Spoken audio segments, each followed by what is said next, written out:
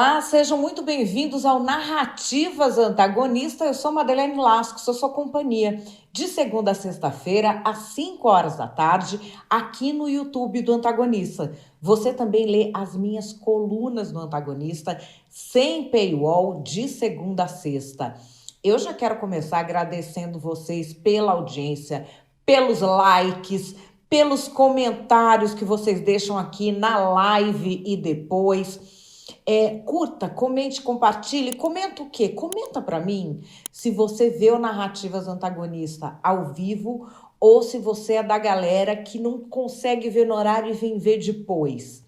Queria muito saber disso. Também diz o tema que você quer ver aqui no Narrativas Antagonistas. Tem alguma coisa que você quer que eu aborde? E aí ou eu te indico o que já foi feito, que é muito narrativa, tem quase 300, né? Ou então, se não tiver feito ainda, eu faço nesses temas que vocês pedem. Vira e mexe, vocês pedem, eu atendo. Fato do dia é a dupla derrota do ditador Maduro. Sim, aconteceu uma dupla derrota, mas Maduro não caiu de Maduro. Continua lá. E a gente vai acompanhar essa história do jeito que a gente faz todos os dias aqui, nesse nosso esforço para elevar o espírito crítico e o nível do debate político. Eu te trago os fatos e depois a minha opinião. Mas antes disso eu te digo, qual é a narrativa da esquerda e qual é a narrativa da direita. Vamos lá? Fato do dia, a dupla derrota do ditador Maduro. Pois é, tinha mais alguém falando que hoje é um dia muito difícil na vida dos inimigos, que é a Maria Corina, a grande líder democrática da Venezuela, que ia se candidatar à presidência com larga margem, foi impedida pela ditadura de Nicolás Maduro. Aí colocou no lugar dela para concorrer o Edmundo Gonzalez, que ganhou. O Maduro fraudou o negócio, foi atrás do cara, o cara teve que fugir para a Espanha e a Maria Corina continua. O que aconteceu? Ela acaba de receber, ela e o Edmundo Gonzalez, o prêmio mais importante da área de direitos humanos da Europa, concedido pelo Parlamento Europeu. Se chama Prêmio Sakharov. Por que Sakharov? Ele leva o nome de um físico nuclear russo que morava lá na época da União Soviética, o Andrei Sakharov, que foi um ativista para que houvesse aquela abertura que houve na União Soviética na época do Mikhail Gorbachev. Se você é da minha geração, você estudou a perestroika e a glasnost. Isso dependeu de sangue, suor e lágrimas de muitas pessoas. Esse Andrei Sakharov, ele foi um dos ícones. Ele recebeu, inclusive, o Prêmio Nobel da Paz de 1975. E a União Soviética proibiu ele de sair do território soviético para ir receber um Prêmio Nobel da Paz. E o cara ficou e viu a transição de regime, enfim. Ele virou um ícone. É um cara muito falado na área de direitos humanos e por isso esse prêmio mais importante tem o nome de Sakharov. E olha, quem já recebeu esse prêmio Sakharov? Aquele cara que morreu lá na prisão na Rússia, o Alexei Navalny. A Malala Yousafzai, lembra da menina que desafiou o Talibã no Afeganistão? O Nelson Mandela, por ter contribuído para o fim do apartheid na África do Sul e por depois não ter feito um apartheid reverso, quando entrou no governo, não ter feito uma vingança. Então, assim, são pessoas muito importantes. E agora estão nesse rol a Maria Corina e o Edmundo Gonzalez. E a Maria Corina já recebeu, aliás, o prêmio Václav Havel de Direitos Humanos da Europa no último dia 30 de setembro. Ela recebeu via videoconferência, ela não estava lá, e ela foi a primeira latino-americana a receber essa distinção, mas agora é uma coisa assim do Parlamento Europeu. A presidente do Parlamento da União Europeia, Roberta Metsola, fez o anúncio da vitória da Maria Corina e do Edmundo Gonzalez e falou também do regime ditatorial da Venezuela, que não tem o apoio do bloco europeu. It is my privilege to announce that the 2024 Sakharov Prize for Freedom of Thought has been awarded to Maria Corina Machado, leader of the Democratic Forces in Venezuela.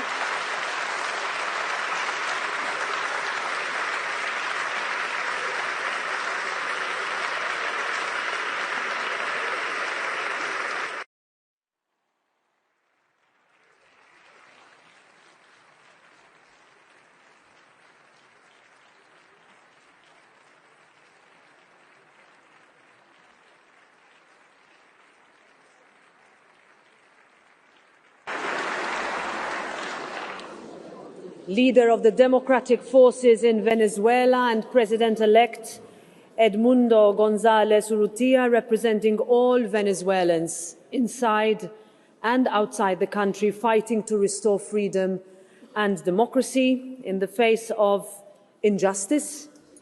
Edmundo and Maria have continued to fight for the free, fair and peaceful transition of power, and have fearlessly upheld those values that millions of Venezuelans and this parliament hold so dear: justice, democracy, and the rule of law. This parliament stands with the people of Venezuela and with Maria and Edmundo in their struggle for the democratic future of their country. This award is for them, and we are confident that Venezuela and democracy will ultimately prevail. A Maria Corina já se pronunciou em agradecimento. Vamos dar uma olhada no vídeo aqui por ter recebido essa distinção do Parlamento Europeu como defensora dos direitos humanos numa ditadura como a de Maduro. Y una gran responsabilidad para mí poder dirigirme a ustedes en nombre del pueblo de Venezuela, ese bravo pueblo que ha decidido romper las cadenas de la opresión y que hoy está unido en su anhelo de dignidad, de justicia y de recuperar la unidad de nuestras familias aquí en Venezuela en libertad. La última vez que tuve la oportunidad de dirigirme en este honorable recinto fue el 8 de mayo de 2013, solo 8 días después de haber sido atacada en el Parlamento venezolano. Esa vez lo hice en persona. Hoy lo hago desde la clandestinidad porque el régimen de Maduro me ha acusado de terrorismo y también de perpetrar un sabotaje en contra del sistema electoral venezolano. Lo hago con mi corazón lleno de orgullo por lo que ha sido esta gesta cívica histórica de mi pueblo, también con mucho dolor por la ola represiva que el régimen ha desatado hacia miles y miles de mis conciudadanos. Yo creo que es un momento de hablar con la verdad, cruda como es, pero también lo es muy prometedora. Y la verdad es, y ustedes lo saben también como yo, que no habrá paz en Colombia mientras exista un régimen dictatorial y criminal en Venezuela que ha transformado nuestro territorio en un santuario para las operaciones de grupos criminales, guerrilleros, que ha convertido mi país en un canal seguro para el tráfico de drogas, que ha saqueado nuestras finanzas, destruido las empresas privadas y que ha expulsado a casi 1/3 de nuestra población, de nuestro territorio, de nuestro país. Esto lo dije en el 2013 y lo repito el día de hoy. La verdad es, y nadie debe engañarse, que el éxodo de los venezolanos es una política intencional del régimen de Maduro que le sirve para varios propósitos. Uno de ellos es una válvula de escape, disminuir las tensiones sociales. Otro es debilitar las estructuras políticas que luchamos por la democracia y la libertad. También busca separar a las familias y con eso debilitar al ser humano sumergido en la tristeza, en el dolor, pero también lo es promover la desestabilización en el resto de la región. O Edmundo Gonzalez agradeceu por meio das redes dele. Ele fez um tweet e colocou um documento. Hoje recebemos a notícia de que Maria Corina Machado e eu fomos premiados com a entrega do Prêmio Sakharov para a liberdade de pensamento. Como venezuelanos, este reconhecimento não pode deixar de nos encher de orgulho e satisfação. E aí ele agradece ao Parlamento Europeu e diz: eu quero agradecer, acima de tudo, a Maria Corina Machado, Uma pessoa excepcional que, com todo o seu talento político, sua dedicação absoluta e seu espírito indomável, abriu o caminho que percorremos atualmente, mantendo viva a chama da liberdade em nosso país. Ele também agradece ao povo venezuelano e aí lembra: o regime persiste em bloquear a mudança política, incorrendo em mais e mais violações dos direitos humanos e crimes contra a humanidade. Em 3 meses, elevou o número de presos políticos de 300 para 2.000, entre os quais estão pessoas com deficiência, mulheres e até crianças. Os democratas, dentro e fora da Venezuela, devem trabalhar juntos para fazer cumprir o mandato soberano do povo venezuelano. Essa é a nossa obrigação. A luta para atingir o objetivo continua e nosso compromisso de alcançá-lo permanece até o fim. Bom, foi um dia muito difícil por Nicolás Maduro acompanhar essa vitória dos dois. E onde estava o Nicolás Maduro enquanto isso acontecia? O Maduro estava na Rússia, porque o Maduro quer entrar no BRICS. Aliás, que ditador não quer, né? Até o Talibã está querendo entrar no BRICS. Nós estamos lá, ó que delícia. Mas enfim, o Maduro estava lá. Ele tem esse pleito de colocar a Venezuela no BRICS e ele foi recebido pelo Vladimir Putin, que é quem sediou essa reunião do BRICS. Se você quer saber mais sobre o que aconteceu com o Brasil nessa reunião, Narrativas Antagonistas de ontem é sobre isso. Agora eu vou falar especificamente do Maduro conversando com o Putin. Vamos ver.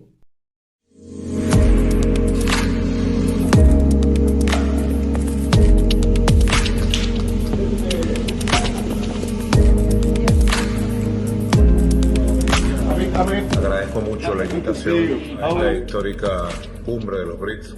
Venezuela está en el camino de los BRICS porque está en el camino del equilibrio del mundo desde tiempos de Bolívar y porque tenemos el legado del comandante Hugo Chávez, que es construir un mundo pluripolar, multicéntrico. Practicamos los principios de los BRICS por convicción. El sur global solo podrá existir con el derecho a tener el futuro, tener igualdad, tener libertad, a tener prosperidad, si este siglo XXI es el siglo del gran cambio, de la gran transformación, el siglo del nacimiento de una nueva geopolítica, donde las nuevas superpotencias emergentes como China, como Rusia, como la India, puedan practicar relaciones de respeto y cooperación con los pueblos del sur global y con los pueblos del este global, que al final somos pueblos hermanos en el mundo. Así que los felicito por el éxito de esta cumbre histórica, que es un gran mensaje de esperanza a los pueblos del mundo. E aí, gente, ele tá também aparecendo com destaque na mídia estatal chinesa, dizendo que os BRICS são o novo eixo do mundo. É isso mesmo, vamos dar uma olhada. Los BRICS es el epicentro del nuevo mundo, un mundo pluripolar, multicéntrico, para construir lo que dice el presidente Xi Jinping, una comunidad de destino compartido, un mundo de paz, donde la economía sea para la cooperación y el desarrollo y no para la guerra y el chantaje. O Maduro teve um dia difícil porque ele não conseguiu entrar no BRICS. E sabe quem foi que embarreirou o negócio? Companheiro Lula. Exatamente, companheiro Lula. Essa situação diplomática das eleições na Venezuela, o Lula primeiro falou que ia ser uma democracia, essa situação toda, esse rolo todo, a história do MST ter ido para a Venezuela, as cobranças públicas do Maduro com o Lula, parece que por hora deram aí, jogar uma aguinha no chope do Maduro, que estava querendo entrar aí para a Liga das Ditaduras, que se chama BRICS. Pode ser que seja temporário, pode ser que não. Dizem, a mídia venezuelana está dizendo, que também tem uma questão de uma experiência ruim da Venezuela em blocos, como foi a experiência da Venezuela no Mercosul. O PT fez que fez para colocar a Venezuela no Mercosul, só que ela acabou expulsa em 5 de agosto de 2017. Recordar é viver. Vamos aqui à reportagem da TV oficial do governo sobre isso. A Venezuela foi suspensa do Mercosul neste sábado. A decisão foi tomada em um encontro dos chanceleres dos países fundadores do bloco. Brasil, Argentina, Paraguai e Uruguai entendem que a Venezuela rompeu a ordem democrática. Esta é uma declaração que acrescenta o isolamento por parte do Mercosul ao governo da Venezuela, dizendo: parem com isso, chega de morte, chega de repressão, não é mais possível submeter o povo a esse tipo de tortura. Um comunicado assinado pelos ministros das Relações Exteriores, depois de uma reunião em São Paulo, pediu que seja chamado de imediato o início de um processo de transição política e a restauração da ordem democrática na Venezuela. Esta é a segunda vez que o Mercosul, fundado em 1991, aplica essa cláusula assinada em 1998 em Ushuaia, na Argentina. Na prática, a decisão quase não muda a situação da Venezuela no grupo, já que o país está suspenso do bloco desde dezembro de 2016 por não cumprir obrigações comerciais com as quais tinha se comprometido quando entrou no Mercosul em 2012. O único precedente de aplicação do protocolo de Ushuaia foi em 2012 contra o Paraguai, após a destituição do presidente Fernando Lugo. Enquanto isso, também neste sábado, a procuradora-geral da Venezuela, Luiz Ortega, foi destituída de seu cargo por decisão da recém-eleita Assembleia Nacional Constituinte. É uma ditadura, o abuso que está sendo vivenciado na Venezuela. A repressão não só detendo arbitrariamente as pessoas, mas perseguindo com a justiça militar. Ortega, que será submetida a julgamento, será substituída temporariamente pelo procurador público chavista Tarek William Saab. Dotados de poderes ilimitados por tempo indefinido, mais de 500 constituintes ligados ao governo começaram os trabalhos da Assembleia Constituinte neste sábado. Por que a Venezuela foi expulsa? Aliás, todos os criadores do Mercosul, incluindo o ex-presidente José Sarney, eram contra até a Venezuela entrar e depois queriam que expulsasse. Por quê? Porque o Mercosul tem uma cláusula democrática. Se não for uma democracia, não pode ficar. Já deu problema até para o Paraguai, tem essa cláusula. Agora, o BRICS, eu acho que daqui a pouco vai ter uma cláusula que, se não for uma ditadura, não pode ficar. Mas não tem a cláusula democrática, então não teria por que não aceitar a Venezuela. E o Putin está elogiando o Maduro, viu? O presidente russo Vladimir Putin se encontrou com seu colega da Venezuela, Nicolás Maduro. A reunião ocorreu nesta quarta-feira em Kazan, em paralelo à cúpula dos países emergentes BRICS. Putin destacou que a Venezuela é um parceiro confiável. A Venezuela é um dos parceiros confiáveis de longa data da Rússia na América Latina e no mundo todo. As relações da parceria estratégica de nossos países continuam a se fortalecer. Uma cooperação mutuamente benéfica está se desenvolvendo em todas as áreas. Maduro chegou na terça-feira a Kazan para participar da cúpula e buscar novos investimentos. O presidente da Venezuela insistiu que seu país está pronto para ser membro ativo dos BRICS. Esta é sua primeira viagem oficial ao exterior desde as eleições realizadas em 28 de julho, nas quais foi declarado vencedor e a oposição denunciou fraude. A Venezuela se prepara para realizar em 7 de novembro uma reunião da Comissão Mista Rússia-Venezuela, a fim de revisar os projetos conjuntos dos dois governos nas áreas financeira, turística, científica e cultural. No final, teve uma foto oficial com todo mundo que estava lá na reunião do BRICS. E aí, os partidários do Maduro estão super felizes na internet comemorando, porque o Maduro não foi aceito, o Brasil embarreirou e no BRICS só entra se for unanimidade. Mas ele tá lá na fotinho final, ele conseguiu sair na fotinho, ele levou esta foto para casa. Vamos ver. Olha aí, Maduro na foto. E aí, sobre esse tema, eu quero trazer aqui para vocês um artigo que eu recomendo vivamente a leitura do Duda Teixeira na Cruzoé, que ele analisa por que o Brasil embarreirou a Nicarágua e a Venezuela, dois ditadores tão amigos do Lula, e deixou entrar uns ditadores que nem são tão brothers assim. Como é que aconteceu isso? O Duda, eu vou ler só um trechinho, você vai lá na Cruzoé ler mais que você vai se informar pra caramba. A Venezuela e a Nicarágua aparentemente não foram incluídas na lista dos países que serão convidados para participar do BRICS. Mas a entrada da ditadura de Nicolás Maduro no bloco é só uma questão de tempo. Esse ingresso vai acontecer mais cedo ou mais tarde porque é do interesse da China e da Rússia. A China compra petróleo da Venezuela e quer expandir ao máximo o bloco, pois se trata de uma maneira de se opor ao Ocidente e aumentar sua influência entre países em desenvolvimento. O Brasil vai ceder se o Putin pedir? Vou contar uma historinha para vocês que eu contei um pouquinho no Narrativas Antagonistas de ontem. O Putin tem um projeto antigo de ter uma moeda que seja a parte do dólar. É a moeda do BRICS que eles estão querendo fazer. E aí a Dilma deu andamento a isso e vai continuar na presidência do Banco do BRICS, que é o que vai fazer essa moeda. Então, o governo do Brasil cede de um lado e leva do outro. Dependendo do que for oferecido por China e Rússia, que são parceiros comerciais cada vez mais importantes do Brasil, vai deixar, sim, o Maduro entrar no BRICS. É claro que vai deixar. E aqui eu quero trazer para vocês a nova composição do BRICS, que foi votada, tá?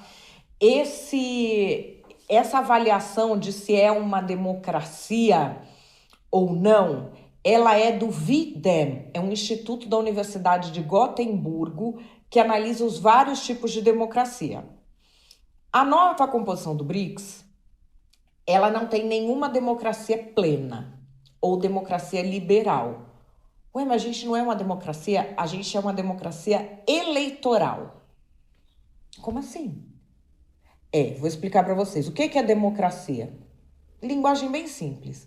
Uma democracia plena, que é a democracia chamada liberal, é uma democracia em que qualquer cidadão pode votar e ser votado, pode efetivamente haver alternância de poder e mais uma coisa, todo mundo sabe quais são as regras, as leis, e as leis valem igualmente para todos.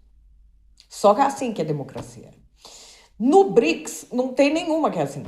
O máximo que tem é que deixa votar e pode efetivamente alternar o poder, como é o caso do Brasil.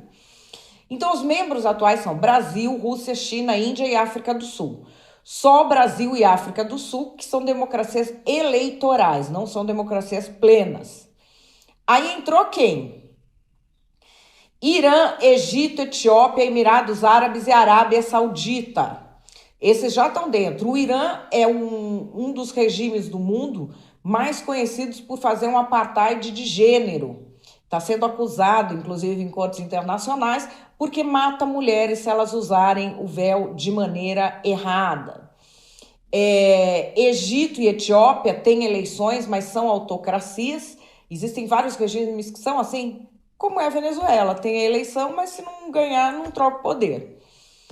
Emirados Árabes Unidos, Arábia Saudita. A Arábia Saudita é um país que assinou a Declaração Universal dos Direitos Humanos com restrição, vocês sabiam? Porque como assim vai igualar mulher e homem? A mulher é uma propriedade do homem? Que palhaçada é essa? Então esses são os que já estão. Aí a gente tem os países parceiros convidados. Tem 3 que são democracias eleitorais. Bolívia, Malásia e Indonésia. Aí nós temos as autocracias eleitorais. Turquia, que teve recentemente aquele autogolpe do Erdogan. Argélia, Belarus, que é Bielorrússia. Cazaquistão, Tailândia, Nigéria, que tecnicamente é uma cleptocracia, e Uganda. E mais 3 autocracias fechadas, onde você não tem eleição, que são Cuba, Vietnã e Uzbequistão. E olha que detalhe charmoso, o ditador do Uzbequistão, ele é acusado internacionalmente de cozinhar em água fervente os seus adversários políticos. Olha aí, né? Uma grande adição para esse bloco do qual a gente faz parte. E aí, Mauro Vieira, nosso chanceler, diz que todo mundo pode vir a fazer parte do BRICS. Ministro Mauro, uma palavrinha, por gentileza, ministro. Só para começar, sobre a expectativa, agora a participação do senhor ganhou um peso diferente, né? Não, a participação do Brasil é sempre igual. O presidente Lula, infelizmente, não pôde estar presente, me pediu que eu representasse e vamos tratar, então, dos próximos passos dos BRICS a partir de amanhã. Ministro, quais os pontos o senhor considera mais importantes que podem avançar nesse BRICS? Não, em todos. O BRICS, com a expansão, é um processo em formação e os chefes de Estado vão discutir todos os temas que estão na agenda, que são os novos parceiros, as modalidades, os tempos, então é isso. O Afeganistão, por exemplo, é um país que pediu... Não sei, isso vai ser tudo discutido entre os chefes de Estado. E bilateral, o senhor deve ter com Lavrov, já que o presidente não terá... Sim, eu tive falei várias vezes com o ministro Lavrov por telefone nesses últimos dias e com os outros ministros da África do Sul, da Índia e vários outros. Do Egito também já temos todas marcadas. Vai ter espaço para falar sobre a Ucrânia?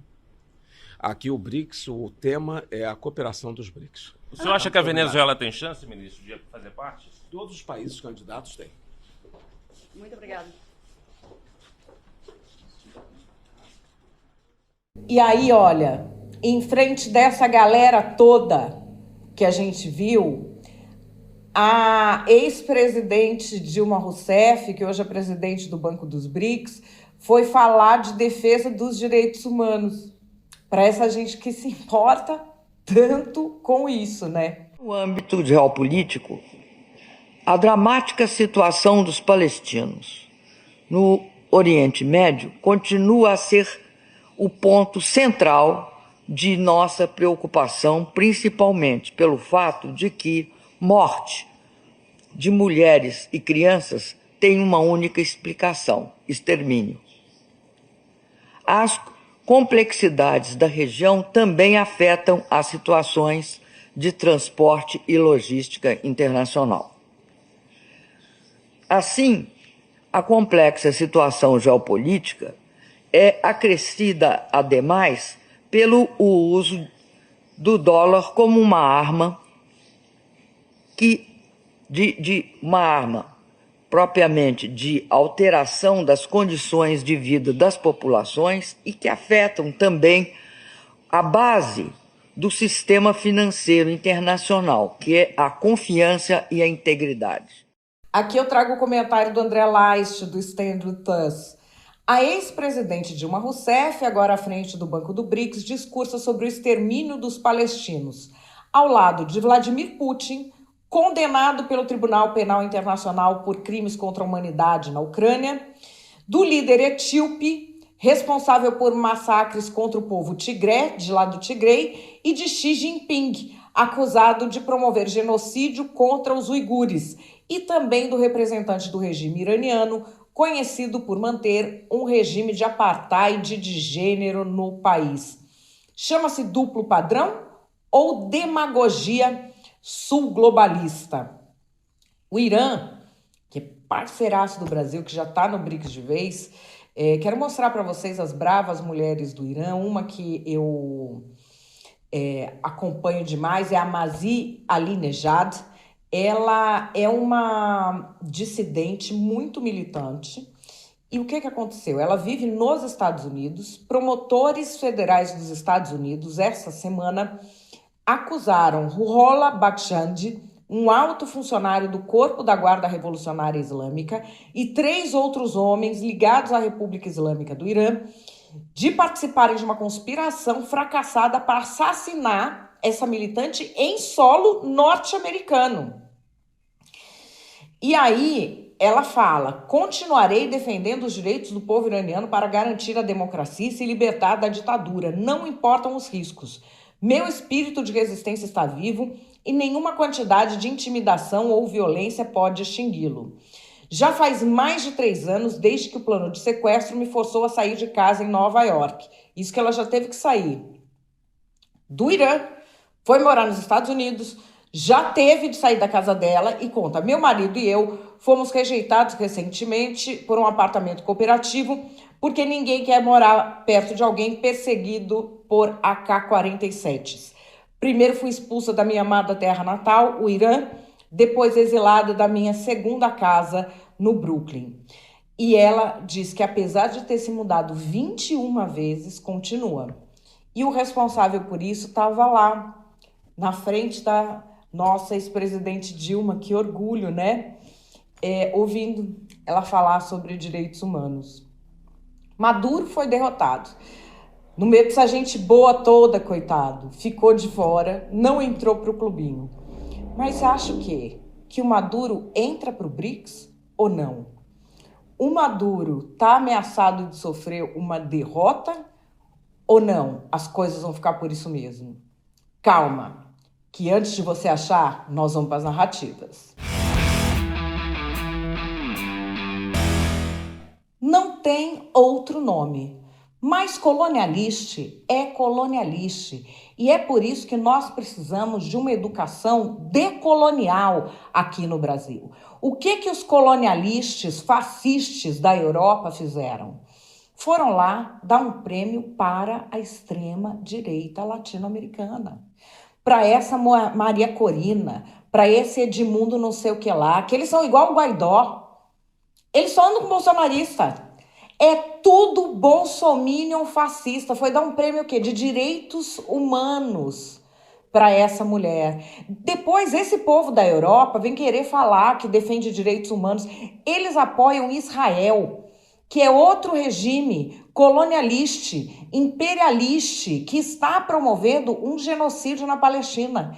E a Dilma teve a coragem de falar isso no BRICS, que é o único fórum do planeta que realmente defende os direitos humanos. Cada dia o Brasil se apequena mais. Já era um anão diplomático, né, com 4 governos de PT. Agora eu não sei mais nem como descrever. Não sei. Tá lá nesse BRICS, rodeado de ditador. Aí não deixou o Maduro entrar no BRICS, está fazendo joguinho de cena. Por quê? Porque está atrás de falar que nós somos democratas e que isso, que aquilo. Eu gostei demais que a Maria Corina ganhou esse prêmio lá da União Europeia, dizendo que ela é que se interessa por direitos humanos. E no mesmo momento, o nosso ícone da liderança feminina, a presidenta empoderada, Dilma Rousseff, estava lá discursando sobre direitos humanos para quem? Para um bando de ditador, que no país deles mulher nem pode falar. Aliás, se aparecer sem véu, eles mandam matar. Agora, por que essa gente está aí? Porque existe o isentão, né? Existe o isentão, que fez o L por baixo da mesa. Tá feliz? Faz o L agora, isentão. Qual é a minha opinião? A minha opinião é que tem vários ditadores em situação difícil querendo o BRICS como tábua de salvação. E virou isso, né? Um convescote de ditadores que estão perdendo apoio, mas que juntos talvez consigam virar o jogo. Quais são os ditadores em situação difícil? Maduro. Porque assim, é tempo demais estendendo a ditadura. 20% do país foi embora. Ficou evidente para a comunidade internacional que ele perdeu completamente o controle. Ele consegue só na base do sequestro, do espancamento, de sumir com gente, porque mesmo ele controlando tudo, tendo controlado todo o judiciário, toda a máquina eleitoral, ainda assim ele passou vergonha, porque ficou escancarado para a comunidade internacional que foi fraudado. Nem fazer a fraude direito ele consegue mais de tão pouco apoio que tem. Tem gente dentro da máquina já virando contra ele. Então, assim, ele está numa situação difícil. Outro que está numa situação difícil é o Putin. O Putin começou a guerra, ninguém vence a Rússia, porque não sei o quê, que vai ser uma semana, transformar a Ucrânia em estacionamento. Está 2 anos aí tomando chocolate. E aí, o país numa situação difícil, e ele começa a ficar enlouquecido. Agora está com uma medida, uma lei agora dessa semana, prometendo que as mulheres, proibindo que mulheres propaguem a ideologia de não ter filhos, que ele quer que as mulheres tenham pelo menos mais 3 filhos. Ele já está numa situação que, para sustentar as louqueiras dele, vai ter que o povo ter muito mais filho, porque com o tanto de gente que tem, não está dando. Então ele já começa a ficar questionado. Ele aumenta a verba para publicidade, aumenta a verba militar, mas ninguém gosta de estar em guerra. E essa guerra aí que ele inventou, o russo talvez nem entenda direito. Tem muita família que está nos dois países, metade na Ucrânia, metade na Rússia. As pessoas não estão na mesma que ele. E tem o regime do Irã. O regime dos ayatolás está bambo, porque eles patrocinaram o terrorismo no Oriente Médio inteiro. Eles estão dando muito duro em cima das mulheres, está tendo muita insurgência. Eles já têm não sei quantos presos políticos que eles mataram. É insurgência todo dia. E é um povo bravo, é um povo que vai para a rua. O brasileiro é obediente, o brasileiro ele gosta de obedecer. Bateu na mesa, tá tudo, a mídia tá do lado, não sei o que tá do lado. O iraniano não. A polícia dá tiro na passeata e eles continuam fazendo passeata. Então, além disso, existe a questão de Israel, depois do que o Hamas fez, ter ido atrás de tudo que é grupo terrorista. Ó, vamos acabar com as lideranças do Hamas, vamos acabar com as lideranças do Hezbollah. Isso diminui a influência do Irã na região, diminui o poder do Irã na região e estimula outros países a se unirem para se blindar. Então aí nós temos grandes ditaduras, como a Rússia e o Irã, que estão com problemas. Tem uma gigantesca que não está com problema nenhum, que tem aceitação dentro do país, que é a chinesa. Por causa da prosperidade econômica, muita gente ali está ok, eles não estão enfrentando uma crise, o Partido Comunista Chinês não está enfrentando uma crise e está se expandindo pela África.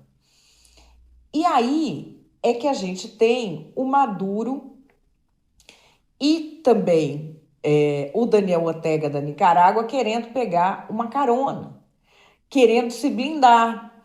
E o Lula numa situação difícil, porque ele não pode chegar e endossar, que coloque no grupo só as piores ditaduras da região. Não tem, ele conseguiu, pôs lá a Bolívia, né? O resto que queria entrar, ele pôs Bolívia e pôs Cuba. Aí vai botar mais duas ditaduras, vai ficar o Lula apoiando todas as ditaduras da região. Então ele deixou de fora esses mais problemáticos. E aí tem uma análise do Duda Teixeira que eu recomendei e com a qual eu concordo, que é o seguinte: as ditaduras juntas querem se blindar para ser uma alternativa. O Maduro já está falando que eles são um outro eixo. E para isso importam recursos militares, de energia e etc. E na hora em que o Putin e a China realmente baterem o pé que é importante a Venezuela estar lá, ou que é importante a Nicarágua estar lá, eles vão entrar. Do outro lado, a gente tem o quê? A Espanha já anunciou que a União Europeia está prestes a fazer um acordo com o Mercosul. Aí é dinheiro também. Então fica entre BRICS e União Europeia. Para que lado vai cair o Lula? Tudo indica que a aposta dele é no clubinho dos ditadores. Existe uma leitura de geopolítica de que o eixo do mundo vai mudar e não vai ser mais liderado pelas grandes democracias. Será liderado por essas autocracias gigantes como a China, a Rússia e o Irã. Alguns dizem que existe uma aposta do Brasil de ficar nesse time. A grande pergunta é: o Maduro teve uma derrota temporária. Já já o jogo pode virar. Será que o Brasil deixa de ser uma liderança democrática aqui na América Latina e passa a endossar ditadores ou não? Ou o Brasil é grande demais para entrar numa aventura dessas? Eu não sei te dizer, mas eu espero que o Brasil seja grande demais e que o brasileiro já esteja tão com a paciência cheia que não admita esse tipo de aventura por aqui. Um recado na urna, a esquerda já teve. Resta ouvir, né?